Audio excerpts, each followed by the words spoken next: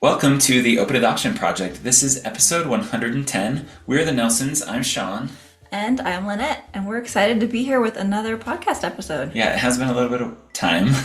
Yeah, we've had a couple of promo episodes where we talked about the substance exposure guide and we talked about that research for birth mothers. Yeah. But it's been a while since we've done an episode with the two of us too. Yeah, life's been a little busy. Yeah, I started a PhD program, and of course our kids have school and we have work and stuff's busy, but good. Lots of fun stuff. But today we're happy to be talking about family communication patterns. This is something that Lanette has studied a little bit as she's beginning her PhD and did some research over the summer. And we thought that because there are a lot of really important takeaways and connections to communications and relationships and adoption, that this would be a helpful episode for us to have. Yeah, honestly, as I've learned about family communication patterns, it's been so helpful for me as an adoptive parent, and I just thought this could be helpful for others as well. Yeah. When you say family communication patterns, what do you mean? So family communication patterns are basically what help us understand how family structures during childhood will impact adulthood. So family structures like the way that we parent, or? So, no, it's more like the way that your family during childhood communicates about things, right? Like the conversation around things, what your parents expect of you. Like, do they expect you to obey them without question, or is it more loose than that? It's, what the communication patterns in your family of origin were like. Cool. Yeah. So these family communication patterns began to be studied back in the 1970s. I think it's really interesting. There were two researchers. Their names were McLeod and Chaffee, I think. And they developed this model for family communication patterns when they were trying to describe families' tendencies to develop predictable and stable ways of communicating with each other. But they weren't really trying to look at family communication. That wasn't their goal. They were actually mass media researchers, and they were trying to explain how families create a shared social reality. Okay. So this came out of that effort and has actually been really helpful for family studies. Good. So what's maybe the goal of, understanding these communication styles? Yeah. So the goal is really to explain how families create and share a social reality, right? So particularly how parents socialize their children, how they help them process information. So I can see you're looking a little glazed over, Shaun. Do I need to find a way to make this more No, you're good. Accessible? Okay. So ultimately, this family communication pattern theory, I think, is also super applicable to adoptive families. So we're going to talk about it a little bit more here. There's two different elements of family communication patterns. And I think we mentioned this earlier. There's conformity orientation and there's conversation orientation. So conformity is kind of how, I'm thinking as a parent, if I have rules in my home and how I'm expecting my children to follow those rules, or if I have a path for my child and do I let them, waver from that path? Is it it's kind of like that. That's pretty close. So it can range from low to high, right? And so if you have low conformity, that means you're not expecting your children to follow that path or conform with your expectations. And if you have high conformity, then you do have these expectations that your children will conform with what you're wanting for them. And alone, is there one that's better than another? So conformity is kind of tricky because there are such big cultural differences, right? If you go to Eastern cultures, high conformity is the norm in families, right? You need to obey what your parents tell you without question, and follow this path, and that's just a cultural expectation. And so it's hard to divide between what is best because there's such big cultural differences. And I've found mixed research for Western cultures as well. Okay. I'm not really sure which one's better. I think it's probably best to be a little bit in the middle personally, but that is not a research quote. Yeah. That's my opinion from what I've read. I think of both extremes, right? Where you have almost boot camp parenting style, or far on the opposite side is like super free range parenting where you just kind of like let your kids do whatever you want. And I know like myself, like somewhere in the middle feels like maybe the comfortable or the right place to be. Yeah, and I can't say that for sure again, but there's going to be more harmony in a home where there's more conformity, right? And there's going to be more independence in a home where there's lower conformity. And I think there's good in both of those. So having some kind of balance is probably, in my opinion, what's best. Okay, so when we're talking about family communication patterns, we're looking at conformity, but also conversation. So when it comes to conversation, what are like maybe the opposites of the pendulum? Well, similar to what we just talked about. Yeah, so conversation orientation is this other side of communication patterns, right? And it's how often and how open conversations are in your home. About anything. Yeah, like conversations in your home. Can you tell your parents anything? Can you tell your parents, hey, I got really crazy today and stole a candy bar? I don't know. Like, can you tell them these Really things? crazy. And it's like a safe thing. I can't think of a good example. But is that a safe thing to talk about, whatever? Or maybe your parents are of one political ideology, and as you develop in adolescence, you begin thinking that you have different political beliefs than your parents. Can you talk about that? Are your parents going to be okay with that? Or maybe you start questioning the faith that your parents have. Is that a safe thing to talk to them about? Or are they going to get defensive and angry? Okay. So, I mean, I'm thinking about this in my own childhood. And even within our own home, I think I had different conversation patterns with different parents. Yeah. Right? Like for me, I could pretty much tell my mom everything. And I wasn't afraid of how she would react most of the time. But it was very much different with my dad. And I kind of think of when we're thinking about conformity, I feel like my dad's perspective was like high conformity. He literally was a Marine, right? And that lifestyle was very kind of regimented. Like structure, yeah. Yeah, and my mom was a little bit more, I don't know, laissez-faire about it, like just kind of letting things happen as they did. Laissez-faire. Have you been looking ahead in my notes? I mean, it's a good descriptor. But yeah, that's interesting. I don't think I've seen any research about parents having different communication patterns within the same family. It's generally classified as like The home. the home. And so that's an interesting take. I'm not exactly sure what that would look like, but it's a really good conversation starter. I'll have to look into that some more. I'll come back here and talk more about it if I find something about that. Okay. But yeah, so conversation and conformity are these two different orientations in family communication patterns.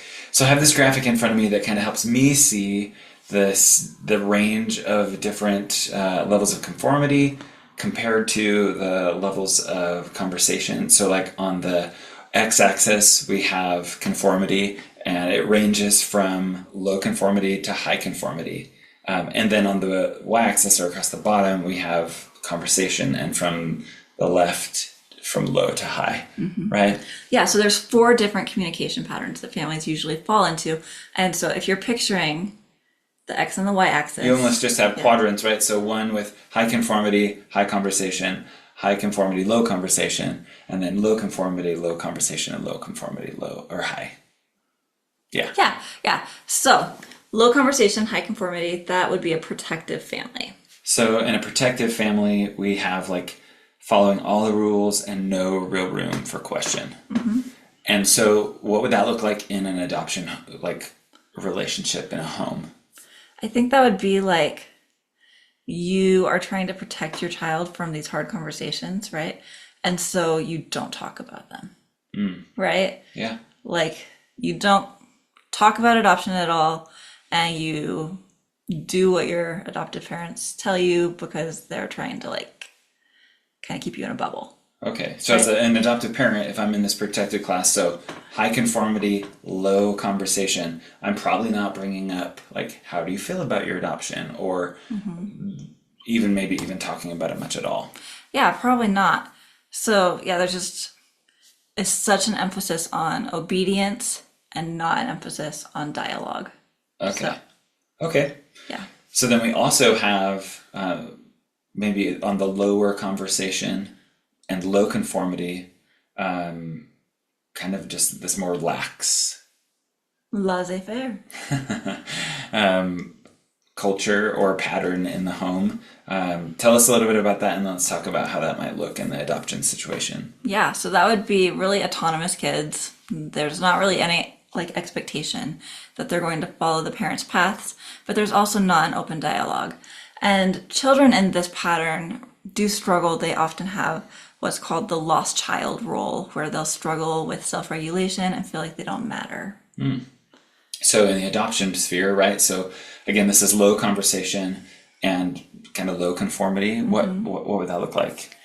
I mean, that'd be kind of sad, but it's a sad role, right? It's when you don't talk about adoption, but your adoptive parents wouldn't really care about like helping you adjust, right? Or like if you're struggling with something, you're not going to talk about it, and they're not really going to have expectations. Does that make sense? Yeah. So this is probably like the least favorable. It's kind of all the disconnected. situations. Yeah, it's very disconnected, and yeah, I feel sad that this is a pattern at all. Okay. So maybe on the other side, now thinking about a little bit more increasing the conversation, right? So we have high conversation, and what about the high conversation but low conformity? This, what does that look like? So it's a pluralistic family, and that's where parents would have open and honest conversation, and families are characterized by like this plurality of opinions. There's free-flowing ideas. You can talk about things openly, honestly. It's a very, I feel like it's a very like modern familial pattern, right? Okay. It's what a lot of families have now, I think. So what would you say, I think that's good. What would you say, thinking about adoption, maybe some of the pros and cons of that? Yeah. So of course, every adoptee has different experiences. We've talked to lots of adoptees, and I never want to like put them all into one box, right? Because everyone has such different experiences. But we have talked with some people who were adopted who felt like they never belonged in either of their families. And that could be a pitfall of being in a pluralistic family, where the low conformity could present itself as a challenge if you don't feel like this is how we do things there's a in our place family. for you. Then there's not really like a place for you. Yeah. Okay. But there is high conversation too. Which is healthy. That's healthy. I feel like, I'm not exactly sure, because research isn't sure, right? Which conformity is better, if it's better to have a high conformity or low conformity family. Again, like we said, I think Probably somewhere in the middle is probably better. But that is something I'd be careful about, making sure that your child knows that you like love them with your all, they belong with you, and they belong with their birth family too. And it's like a dual citizenship in these two families, right? But making sure that it's not so chill that there's that alienation potential. Yeah. Okay, so we're still talking about high conversation now, which we're fans of. We want to be really open, especially with our children, and talking about, it goes back to some other conversations we've had in the past about communicative openness, just making sure that our home is a safe place for whatever feelings to be shared, whatever conversation needs to be had, that nothing has like a stigma to it, or that they're worried about approaching us to talk about anything. So I think that's great. So we're talking about that higher conversation. Now, what about in the home where we have a little bit more high conformity? So those families are called consensual in the family communication pattern theory. So consensual families use both conversation and conformity to habitually achieve a shared reality. Break that down for me. Okay. So you have open dialogue. You can share whatever, but you also have these high expectations. You're going to have parents who are a little bit more like authoritative. Okay. Hopefully not authoritarian, but maybe authoritative, or maybe. But parents are going to be clear that they expect children to follow a certain path, right? But they also want to hear what their children are thinking and feeling. Okay. And so I feel like, again, there's benefits here and there are potential drawbacks, right? If high conformity is taken to an extreme, I feel like that can be just as unhealthy as a low conformity. And so, just trying to walk that line of what what's best here. Yeah. Okay, so I'm liking this. I think that I'm kind of conceptually getting this. I mean, as I'm thinking about this, we want to have a conversation high, and when we're thinking about conformity, I personally am finding somewhere in the middle where I want to kind of have a path for my child, but also give a little bit of autonomy, so that, Well, and it's good for children to have independence. yeah, That should grow as they but not mature. so much that they feel less part of our family or less direction Or less identity. Yeah, there we Yeah, go. yeah. Good. Okay, so I know that we've kind of just been talking about this in theory a little bit and maybe considering how it might look like adoption wise, but is there other examples? I like looking at movies and pop culture to get examples because then we're not like throwing anyone under the bus, analyzing how they parent or how patterns look in their home because movies, Yeah. are fictional. And so I like that. So I know, for those of you who don't know, one that is a big Harry Potter nerd, and I say that with a lot of respect. Thank you. Oh, respect. Nice. She loves the books, maybe not the movies as much, but Yeah. but they're pretty common in our culture. So maybe is there anything from Harry Potter that we could learn? That's interesting. I've thought about this actually. So I feel like Harry is raised by his uncle and aunt, right? Petunia and Vernon. And I feel like they're protective, which sounds weird. I would think they'd be like the laissez-faire because they're the worst, right? But I think that they're also protective because they want Harry to act like a muggle. They want him to conform to their norms. They don't want him to tap into any of his magical blood or whatever. I don't know. They want him to fit with them, even though it's not in a loving way, right? It's Okay. toxic, Okay, I get but that. yeah, they want to like shelter him basically from himself. But their conversation is like not there. They right? didn't They even just- tell they him lied to how his him. parents died. Yeah, they told him they died in a car crash, and yeah, they don't have a conversation at all. They like Harry doesn't know he's magical or anything until Yeah. the books. Right. So yeah, I feel like he actually is raised in a protective home, which sounds weird. And we've kind of established that maybe that's not the best atmosphere for raising an adoptee. So if you find yourself being the Uncle Vernon or Aunt Petunia parent, then it may be time to reconsider why we're doing the way we're doing things we're doing. Yeah, absolutely. Are there any other examples? Of protective families. Okay. I think Mulan is an example. And I'm thinking of the cartoon. I don't think I've seen the new one all the live way action through. one, yeah. I've seen part of it, but I'm not sure exactly what the family communication pattern looks like in that one. But in the 90s cartoon, it's definitely protective, right? Like Mulan Very doesn't talk conformative, with her yeah. parents about what she plans to do, but they're trying to keep her protected and keep her conforming with their culture and the norms and expectations of their society. So I think that's protective. Okay, Frozen, that's one of our daughter's favorite when she was little. for sure. And I think that one's a classic protective parent example, right? Because Anna and Elsa's parents find out that Elsa has this gift and it's like a curse in the beginning, They right? literally lock her in a room. Yeah, they like shut down. There's no conversation. There's no human contact. Like they want to protect everybody so much that they go to these extreme measures trying to literally protect. So I think they're a protective family too. Okay. Yeah. Any other examples? I mean, I think of like the Von Trapp family on The Sound of Music, right? Literally have like whistle and they line up. Yeah, it's Conformity-wise, very that's high high. conformity. Yeah, like very regimented and not any dialogue before Maria comes to the family. So she does change it up.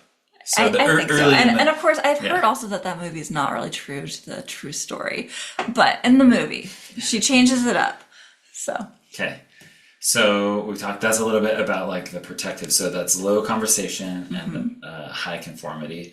What about the high conformity and the high conversation? consensual families. All right. I think that there's some Pixar movies that fall into this category. I think like the movie Brave. Oh, yeah. Okay, so especially in the beginning, it might shift a little and become a little more pluralistic in the end. But in Brave, Merida, is that her name? I think so, Yeah, yeah. Merida is expected to conform, especially by her mother. This might be a good example of what you were talking about with your parents having different levels and different patterns. But her mother expects her to do what she needs to do, just like she did when she was young, right? Yeah. But they have conversation, and Merida feels safe saying, like, I don't want to do this. I'm not happy about this. Yeah. She doesn't I feel can like she's picture going to her be like punished. throwing on herself on her bed, but still talking to her mom Yeah. through the harder conversation. Yeah, and she feels safe doing that. And so I think that's an example. And then another example I can think of is The Incredibles. And we love The Incredibles. It's one of my favorite movies to watch with my kids. But there's this family culture where they are superheroes, right? And so that is the culture of the family. Everyone like adheres to this culture and the expectations there. Although it is a little chill with Jack, right? Because at first he's not a superhero and they don't know he has powers and it doesn't seem to matter. But they still, like, they expect their kids to behave a certain way and like follow this superhero code of wearing their mask and being secretive and whatever, right? But they also have their open conversations. The parents have the final say, but they can talk about things. Okay. So we've talked about protective. That's more of the Harry Potter stuff, right? Well, with Uncle Vernon and Aunt Petunia. Then we have consensual. I like the Incredibles. Yeah, that's the one that stuck out to you. That's going to stick with me. Okay, so then we have. Which one do you want to talk about next? Let's talk about pluralistic. We'll save the sad one for so last. high conversation and low conformity. Yeah. What examples in movies? So I think a lot of more modern movies kind of aim for this, right? Like Paddington, I think is a good example because like Mr. Brown and Mrs. Brown, they have definite open dialogue with their kids, but they're also pretty chill and lenient, right? Like their kids don't have to like, check any boxes or I don't know. You know what I mean? Yeah. And that might shift a little bit, but I feel like they're a pluralistic family. I haven't seen this movie in ages, but I'm also thinking of Alexander and the Terrible, No Good, Very Bad Day, right? That was a great book. And I vaguely remember the movie. I feel like that family would also fit into that category, but I'm a little rusty. No, I think I watched it with the kids. Maybe it's been a while. Ago, yeah. Beezus and Ramona. I feel like that one's another one. Like there's this conversation in the movie where the family's talking about how Ramona has poor grades, and then she gets mad and says she wants to say a bad word, and her parents aren't like stopping her, and they're not like throwing a fit about her grades, right? And then she wants to say her bad word and it's guts, and they all just laugh, and it's like a funny scene, right? But I think that they're a pluralistic family where they are low conformity, but the conversation is totally there. Everybody's okay sharing whatever they need to share. Okay. And then our last category, you call it the sad category, the laissez-faire one, where we have low conversation, low conformity, or low structure. Yeah, and I feel like this one, even though it's a very unhealthy pattern, I feel like it's portrayed in media a lot. I can think of quite a few. So maybe a lot of the 80s movies would fall into this category, right? Like E.T., there's a family that's not super connected seeming, very hands-off parenting. Like there's an alien living in their house and I feel like that nobody was like knows. The 80s. That was like my life. Laissez-faire, yeah. But like no one knows that there's an alien in the house for like days, right? Yeah, that's true. It's weird. No one talks about it. Or like the Goonies. The parents are all like in their own world and don't notice that their kids are on this weird pirate hunt. Touche. And they never seem to find out, right? Did they find out in the end? The very end. Okay. Yeah. But yeah, I feel like 80s movies fall into laissez-faire often. Anything more The recent? movie Matilda, I like Matilda. That was one of my favorite books when I was a kid. The adoption storyline in Matilda is terrible, but it's a funny movie. And her parents in that story get mad at Matilda because she reads and she wants to learn and go to school and she doesn't want to watch TV with them, right? Yeah. And so that is, I guess maybe that's high conformity. It might be. Yeah, I'm second guessing they're Matilda. like, sit down and watch this TV show. You must watch TV. You cannot read. Yeah. So that's So maybe a good maybe example. she's not laissez-faire. Yeah. Yeah, I mean, there are probably aspects of that family Because culture. they don't care too, but they do care enough that they don't want her reading. Yeah, I mean, they're like leaving her at home and she's like walking to the library when But she's then, 5 years old. but then they are getting sent to jail or something, or the cops are coming, and Matilda asks them to sign some adoption papers for her to go. And they just sign And it. they just sign it. Like, Yeah. it's not a big thing. So I'm not sure what they are. They're a weird family. And then the most adoption pertinent example I can think of for laissez-faire, I don't know how many people will have seen this, but there's a Disney Channel show that was from a few years ago called Jessie. Oh, yeah. And we watched that for a little bit. The parents are tragically disengaged from their children. I don't even remember were they even in an episode? They're in episodes, but not very many.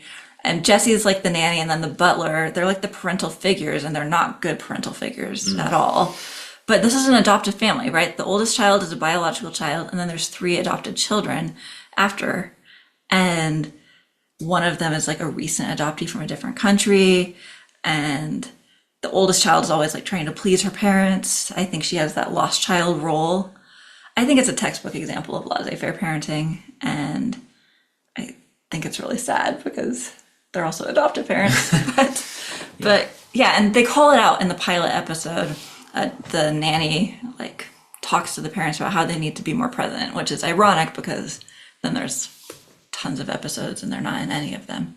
Okay. But yeah, so I think those examples help me conceptualize where these patterns, like what they look like in different family circles. Okay. So I'm thinking about a lot of other like mainstream movies. So some of these are adoption movies, right? So like Despicable Me. Our kids love that movie. I think it's because of the minions and they're ridiculous. That's pretty dumb. Where would Gru and his parenting fall in these? Okay, I haven't seen all the new stuff because I just don't dig it. But Gru starts off as a terrible foster dad, right? He has some growth. He becomes a better foster parent.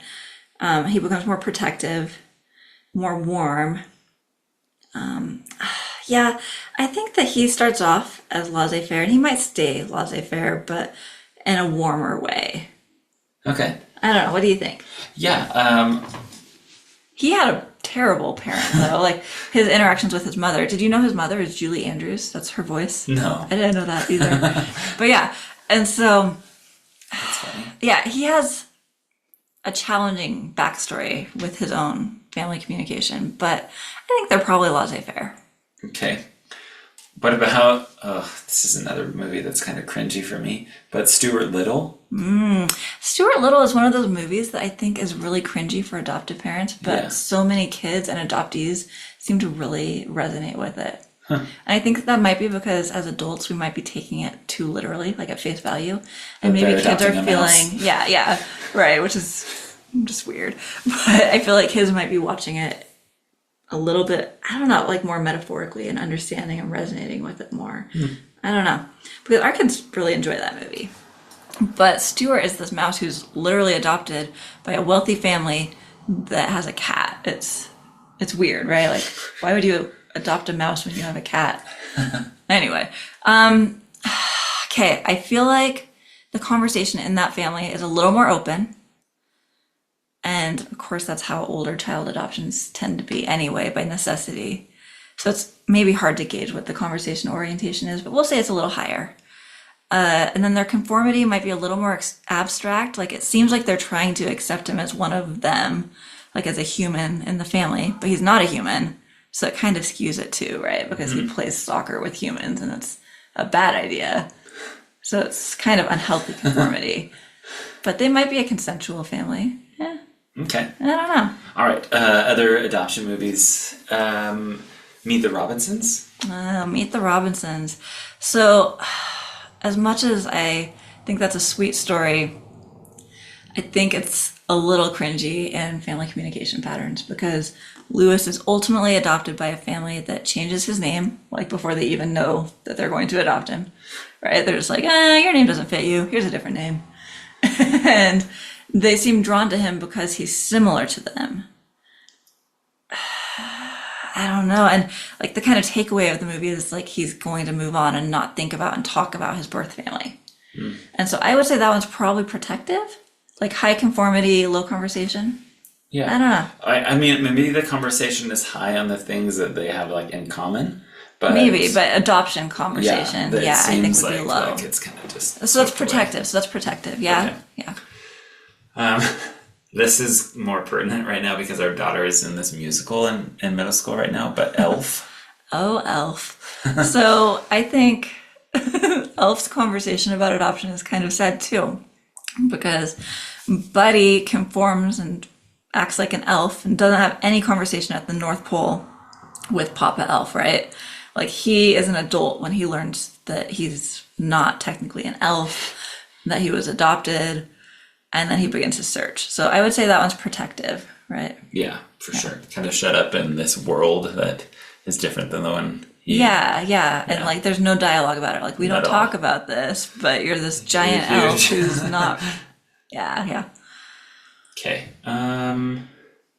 What about This Is Us, like the TV show? I feel like we could do so many episodes about This Is Us, but we would need to watch more of it. We've seen the first couple seasons, but I think that one changes over time, right? Because Rebecca, but as in childhood, I guess is what we should be focusing on. Rebecca keeps these secrets from Randall, right? Like she has contact and a relationship with his birth dad. And he doesn't. He has know no at clue. all. Yeah, which is so sad, but they do address it later.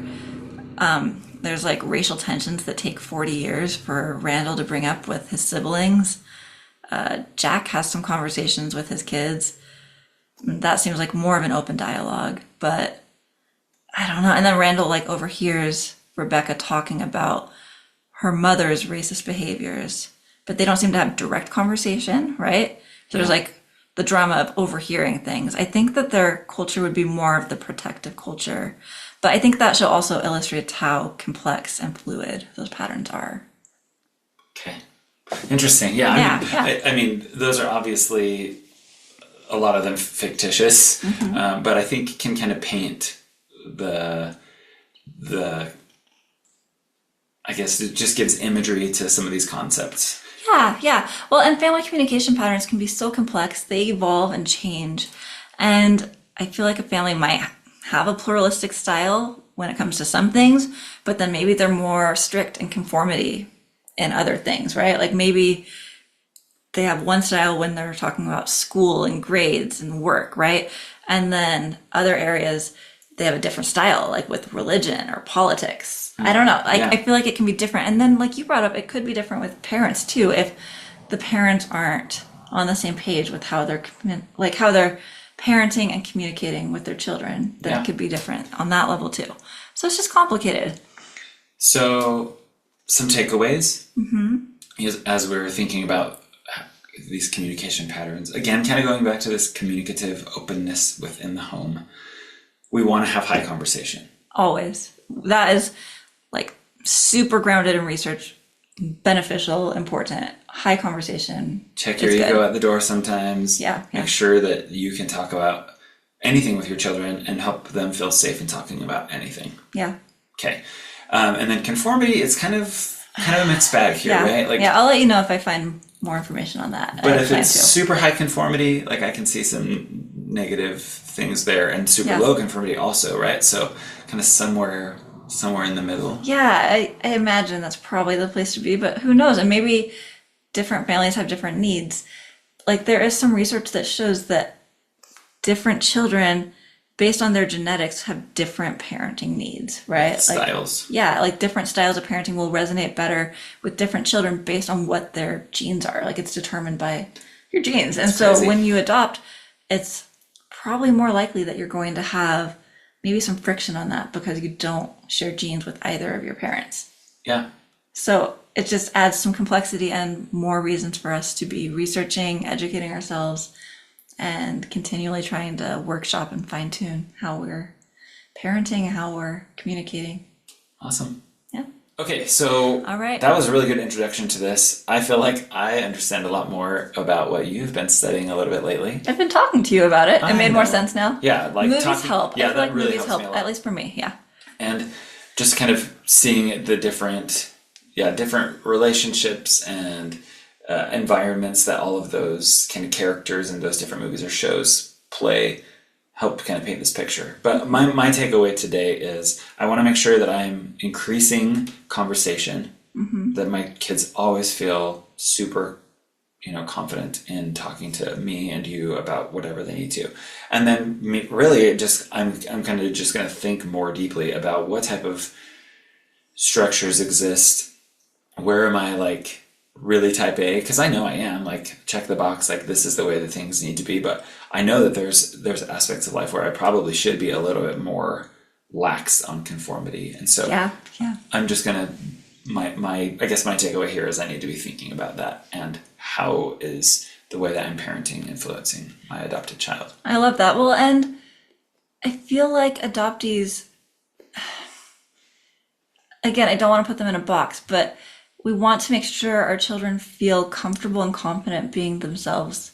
And that will likely be different from how we are, right? Yeah. So we want them to feel comfortable and confident being different from us while also knowing that they belong, right? Gotcha. And so it's a fine balance. So I know in our next episode, we're going to continue talking about this. What can maybe give us the preview? What will the conversation be there? Yeah. So I'm hoping we can talk about how we can improve our family communication patterns in our homes, how we can improve our conversation, and how we can help make our homes a more safe space and enhance our communication patterns. Awesome. Okay. So thank you so much for listening to this episode. That's been helpful for me. Hopefully this is kind of opening your minds to different ways that we are, cultures in our homes, or if you're don't yet have children, maybe how you want to kind of prepare your future home with children, and what type of structures you want to create. Awesome. Yeah, thanks so much for being here, and we'll be back soon.